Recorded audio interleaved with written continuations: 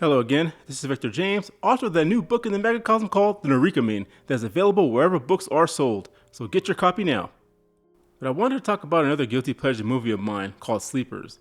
Usually my guilty pleasure movies are underrated, a product of their time that no one watches anymore, or it's one of those it's so bad it's good movies. But Sleepers is none of those things.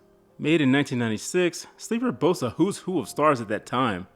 Sleepers told the tragic story of Lorenzo Carcaterra and his friends who were raped and brutalized in a boys' juvenile detention center. With great acting, dialogue, and a gut-rending story, there really is no reason Sleepers shouldn't be spoken of in the same vein as any Scorsese movie or a De Palma flick.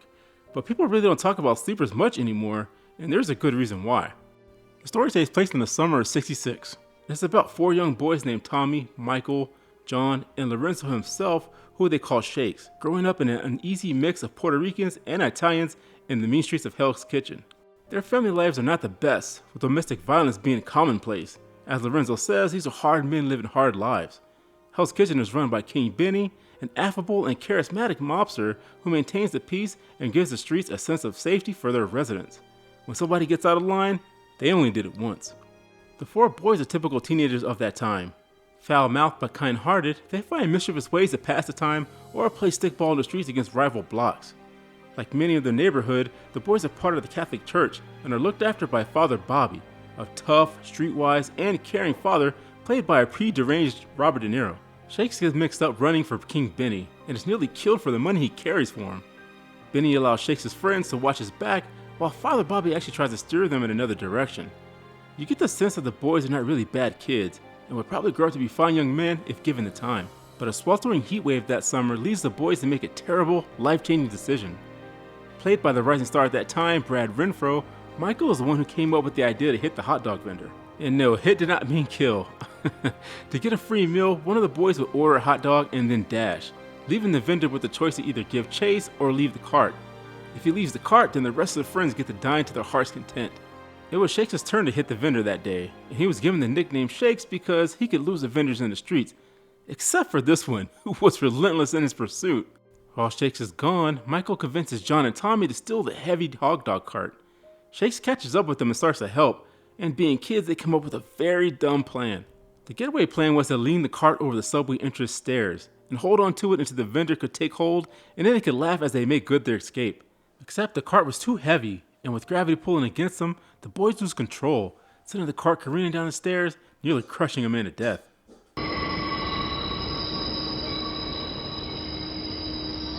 Jesus, what have you boys done? What in the name of God have you boys done? I think we just killed a man.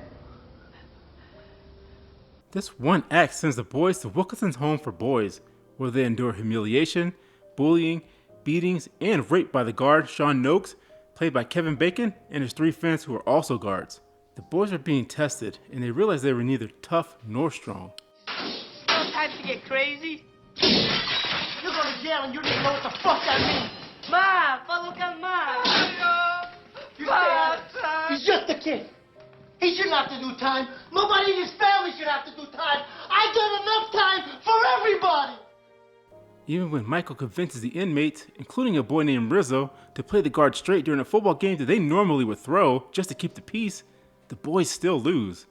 Not only are they beaten to a pulp and thrown into a rat-infested solitary confinement, the guards beat Rizzo to death just for daring to defy them. It was a year of hell that stole the innocence of the young men, who had no adults they can turn to, not even Father Bobby.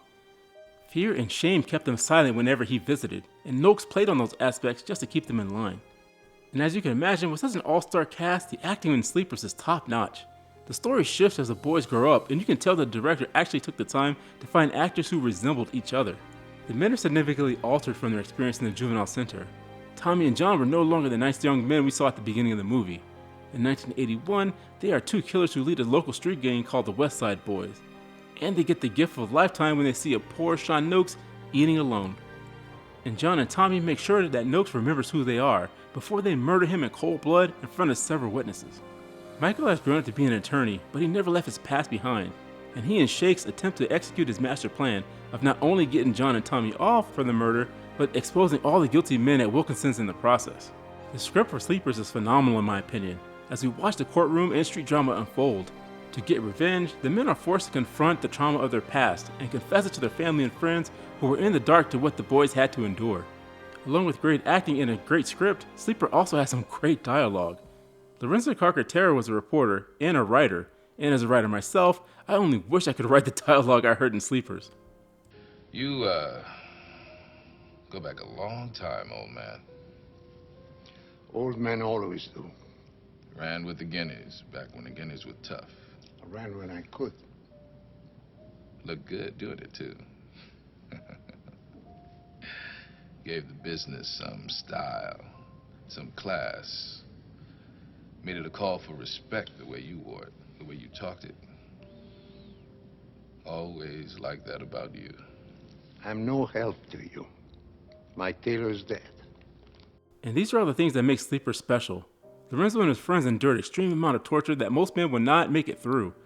But Sleepers is a display of courage and perseverance as 4 lifelong friends come together to fight back against the system that wronged them. The entire neighborhood came together, doing their part to make sure their own survived. And Sleepers is based on a true story to boot. Except that it wasn't. Maybe. What makes Sleeper a guilty pleasure movie and not an all-time great is that despite how excellent it is, there was a controversy relating to the authenticity of the story. Even before there was internet sleuths, people were able to do some digging, and they found that there is no legal record of the trial or any trial like that took place in Sleepers. The Catholic Church was particularly upset with the actions of Father Bobby in the film, finding that there was no evidence that the Wilkinson home for boys ever existed, or the widespread torture and rape that was depicted in the movies. And even more serious, the church found out that Lorenzo Carcaterra was a regular attendee of Catholic school during the time the events would have taken place in the movie. Lorenzo Carcaterra maintains that Sleeper is still based on a true story, but he had to change the names, dates, and places to protect his friend's anonymity. And if you watch the trial in the movie, this makes sense, as many laws were broken to expose the abuse of Wilkinsons. But many weren't buying this excuse. This controversy basically ended Hollywood's association with Carcaterra, which is a shame in my opinion because, like I said, Carcaterra is a gifted writer. If the stories of Sleeper is untrue, there was really no need to lie about it.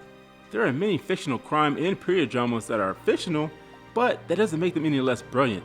It would be like saying Scarface wasn't good because there's no real life Tony Montana. Had Sleepers been built as a fictional story, I think we have seen many more fantastical works from Lorenzo Carcaterra, and Sleepers will be thought of fondly as a high-end crime drama to this day. But the controversy doesn't diminish my love for Sleepers, true or untrue. I still love the movie, and that's what guilty pleasure movies are all about, right? And I wanted to remind you about my website, themegacosm.com.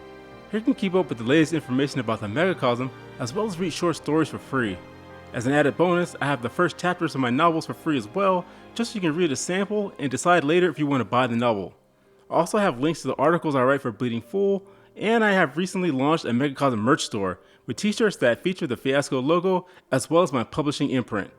And I also have baby onesies because, well, they just look cool cosplaying as Fiasco. But God bless you and keep you. That's it, I'm done.